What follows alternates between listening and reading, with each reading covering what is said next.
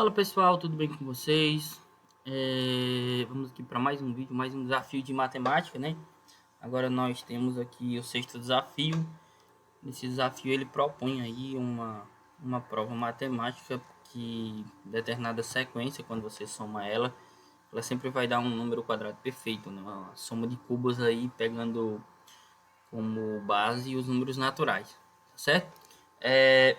Então, e depois ele pede para você calcular a soma desses termos aí até chegar ao centésimo termo, né? Até o momento em que o n é 100, certo? Então vamos lá, né? Primeiro vamos entender o que é um quadrado perfeito, né? Um quadrado perfeito ele é um número que pode ser escrito da forma ao quadrado, né? E o a ele sendo um número inteiro, tá bom? Então, por exemplo, se você pegar o 9 ele pode ser escrito, né? Como 3 ao quadrado, tá certo? Então o 9 é um quadrado perfeito. O 25 ele pode ser escrito como 5 ao quadrado. Então o 25 é um quadrado perfeito, né? O 36 do mesmo modo, 6 ao quadrado, né? Também é um quadrado perfeito, o 36 e assim sucessivamente, né? 49, 64, 81, 100, esses números aí são quadrados perfeitos. Então ele está afirmando aqui, né? Ele está querendo que a gente prove que essa soma aí, ela sempre gera um quadrado perfeito. Né? Então vamos testar aqui, pelo menos, para os três primeiros casos, né? As três primeiras parcelas. Vamos começar aqui com a nossa primeira parcela. A primeira parcela é só 1 ao cubo, né? 1 ao cubo é 1, né? E 1 é 1 ao quadrado. Então 1 é um quadrado perfeito. Agora vamos pegar as duas primeiras parcelas. 1 ao cubo mais 2 ao cubo. 1 ao cubo é 1, 2 ao cubo é 8. Então 1 mais 8, 9. 9 é igual a 3 ao quadrado, 9 é um quadrado perfeito. Agora vamos pegar mais uma parcela, então ficaríamos com 1 ao cubo, mais 2 ao cubo, mais 3 ao cubo, ficaria 1 mais 8 mais 27, ficaria 36, 36 é 6 ao quadrado. Então, para essas três primeiras parcelas, né, se você for pegando um por um, você já vai perceber que o resultado está gerando realmente números quadrados perfeitos, certo? Só que eu não posso afirmar isso para todos os casos, porque eu tenho que provar isso aí matematicamente, tá bom? Aí o que, é que a gente vai fazer? Vamos tentar identificar primeiro um padrão para esses números que estão aparecendo e depois demonstrar que o padrão realmente é esse, certo? Esse 1, por exemplo, ele pode ser escrito de uma outra maneira. Ele pode ser escrito assim, ó, como sendo 1 vezes 1 mais 1 dividido por 2 elevado a 2, certo? Esse 9, ele também pode ser escrito da seguinte maneira. 2 vezes 2 mais 1 dividido por 2 elevado a 2, certo? E esse 36, ele pode ser escrito da seguinte maneira. 3 vezes 3 mais 1 dividido por 2 elevado a 2. Então aqui parece já ter um padrão aqui na representação desses números, né? Então, como assim, qual é o padrão, né? Se você tem uma parcela, né, que é o primeiro caso, aqui apareceu 1 e aqui dentro apareceu 1. Se você tem duas parcelas, aqui apareceu 2 e aqui dentro apareceu 2 também. Se você tem três parcelas, aqui apareceu 3 e na parte de dentro também apareceu 3, né? Então, talvez a gente consiga provar, né? Na verdade, a gente vai tentar provar isso aqui, que essa soma aí, ela pode ser representada como a seguinte expressão, né? N vezes N mais 1 dividido por 2 elevado a 2. Se nós conseguimos provar isso aí, nós provamos que essa soma é um quadrado perfeito. Por quê? Porque esse número de dentro ele é um número natural, tá certo? Né? Ele é um número natural aqui, porque se o N for ímpar, né, o N mais 1 é par, e é divisível por 2, então ficaria um número natural vezes um número natural, tá certo? Se o N for par, já pega de cara que esse número será natural. Beleza? Então quero provar que a soma dessa expressão aí dá essa expressão aí do segundo membro. Como é que eu faço isso? Nós vamos utilizar um método que é chamado de indução, né? Indução matemática, tá certo? No que consiste a indução? A indução consiste em você provar que essa expressão é válida para o primeiro caso, que o primeiro caso dos naturais aqui será P1, né? Eu vou considerar a partir do 1, tá certo? Que essa soma aí começa para n igual a 1 também, né? Então vamos começar para P igual a 1. Depois, você vai supor que ela é válida para um certo número natural qualquer e provar que ela é válida para n mais 1, tá certo? É o que a gente chamaria aqui, né, o que nós chamaríamos de hipótese, e esse outro carinha é o que nós chamaríamos de tese, tá bom? Então vamos começar pelo caso base, né? O caso base é saber se essa propriedade aí é válida para o primeiro natural aí da sequência, que é o 1, né? Então, como eu estou pegando só uma parcela, eu terei 1 ao cubo. Então esse 1 ao cubo tem que ser o mesmo resultado que aparecerá do outro lado usando a expressão, né, do segundo membro. Então ficaria 1 vezes 1 mais 1, estou substituindo no lugar do n por 1, né, dividido para 2 ao quadrado. Isso implica, né, 1 ao cubo é 1, certo? E aqui 1, essa parte de dentro aqui daria 2, 2 dividido para 2 dá 1, né?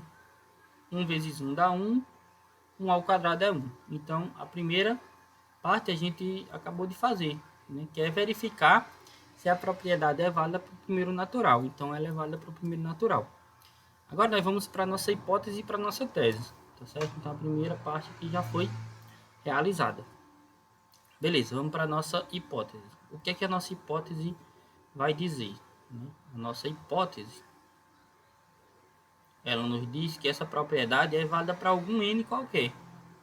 1 ao cubo, mais 2 ao cubo, mais 3 ao cubo, assim sucessivamente até chegar a um certo n ao cubo, ela é válida. Então, eu posso escrever ela dessa maneira. Eu não sei qual é o n, eu estou dizendo que ela é válida para algum n qualquer. Tá certo? Opa. Ok. O que acontece? Eu quero provar a minha tese, né? A minha tese é mostrar que ela é válida para um certo n mais 1. Ou seja, 1 ao cubo mais 2 ao cubo mais n mais 1 ao cubo ficaria sendo, né, n mais 1 vezes n mais 1, que ficaria n mais 2, né? Dividido aqui por 2 elevado a 2, tá certo? Então seria isso que a gente teria que provar agora, ok? Então o que é que nós vamos fazer? Nós vamos pegar a nossa hipótese, né, que é essa primeira parte aqui, e eu quero fazer aparecer n mais 1 ao cubo na minha hipótese, tá bom? Então o que você tem que fazer? Você tem que somar n mais 1 ao cubo nela, né? Tanto no primeiro membro como no segundo membro. Então olha só, eu estou pegando aqui a minha hipótese, eu quero provar a tese, na tese tem n mais 1 ao cubo, então eu vou somar aqui, ó, n mais 1 ao cubo no primeiro membro e vou somar n mais 1 ao cubo no segundo membro, tá certo? Beleza, então a minha hipótese vai gerar o seguinte, né? Depois que eu faço essa soma, minha hipótese, ela gera, né, a seguinte expressão: 1 ao cubo mais 2 ao cubo mais tarará mais n ao cubo, né? Aí agora eu somei n mais 1 ao cubo igual a n vezes n mais 1 sobre 2 ao quadrado mais n mais 1 ao cubo, tá certo? Então nós obtemos essa seguinte expressão. O que eu vou fazer? Essa primeira expressão eu não vou mais mexer nela, porque não tem necessidade da gente mexer nela agora, que ela vai só se repetir. Eu vou manipular essa segunda expressão para ver se a gente consegue chegar nesse resultado. Se a gente conseguir chegar nesse resultado, a gente provou a nossa tese, tá certo? Que ela é válida, se ela for válida para o n, ela é válida para o n mais 1. Beleza, então olha só, essa primeira parte aqui eu não vou mexer mais, né? Vou colocar só o sinal de igual aqui, A expressão continua para trás e eu vou manipular apenas essa segunda expressão aqui, essa parte do segundo membro. Beleza. Percebam que aqui eu tenho n mais 1, né? Certo? Aqui eu tenho n mais 1. E aqui também eu tenho n mais 1. Ok? Esse n mais 1, ele está elevado ao quadrado nessa primeira parte e ao cubo na segunda parte. Então, eu posso elevar ao quadrado porque esse 2 ele pode ir tanto para o n como para o n mais 1. Né? Eu posso colocar n mais 1 ao quadrado em evidência. Né? Então, o que, que sobraria? Sobraria n mais 1 ao quadrado vezes, né, dentro do parênteses, o que, que sobraria? Sobraria n ao quadrado sobre 4, né, porque esse expoente 2 aqui, ele também vai para o 2, aqui de baixo, né, e ele já foi para o n, por isso que ficou n ao quadrado. Mais, né, uma que eu tirei era n ao cubo, eu tirei n mais 1 ao quadrado para colocar em evidência, o que é que restou? Restou n mais 1. Ok? Então essa expressãozinha aqui, o que acontece com ela, né? Essa expressãozinha, ela pode ser reescrita do seguinte modo: n mais 1 ao quadrado vezes n ao quadrado mais 4n mais 4, né? Dividido para 4, tá bom? Ficaria algo nesse sentido. Aqui está um pouquinho sobrecarregado, né? Deixa eu procurar outro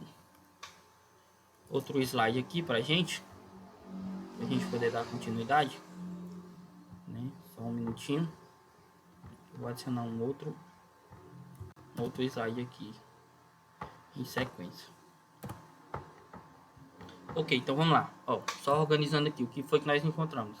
Nós encontramos que a soma, né, 1 ao cubo mais 2 ao cubo mais até chegar no n mais 1 ao cubo, ela é igual a n mais 1 ao quadrado vezes n ao quadrado mais 4n mais 4 sobre 4, certo? Aqui nós podemos reorganizar esse segundo membro aqui para ficar assim, ó. N mais 1 ao quadrado vezes n mais 2 ao quadrado, né? Porque isso daqui é um produto notável aí conhecido, né? O quadrado da soma de n mais 2. Dividido, eu posso dividir todo mundo aqui por 4, né? Se eu quiser. Deixar esse 4, como ele está numa parcela, eu posso deixar ele dividido aqui, toda a expressão. Então percebam que esse resultado aqui final, né? Ele é reescrito também como se fosse assim, ó. N mais 1 vezes n mais 2 dividido para 2 elevado a 2, tá certo? Então, aqui nós paramos a primeira parte da demonstração. Né? O que significa essa primeira parte da demonstração?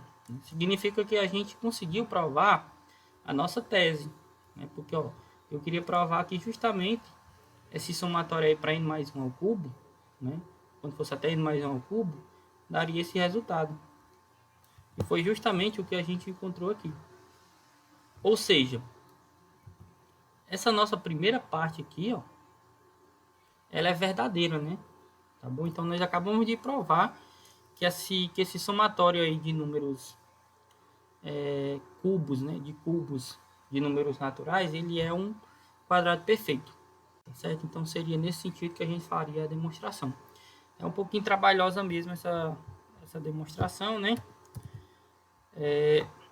Só que ainda não terminamos a questão, falta a gente mostrar um detalhe relacionado a ela, né? Qual seria o detalhe?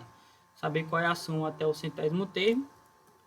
Então essa parte que a gente fez era a parte mais complicada, né? Então para saber qual é a soma até o centésimo termo, é bem tranquilo, né? Porque a gente já sabe como calcular esse somatório aqui até um certo n qualquer, que é igual a n vezes n mais 1 dividido para 2 elevado a 2. Então se o meu n, né? Se o meu n é 100, então onde tem n eu vou substituir por 100.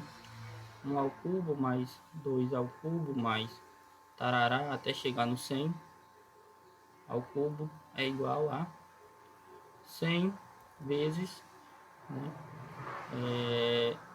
100 mais 1 dividido por 2 elevado a 2. Então esse resultado aqui ficaria 50 vezes 101, né, que aqui eu iria dividir, ficaria 50 elevado a 2. Então o resultado ficaria 5.050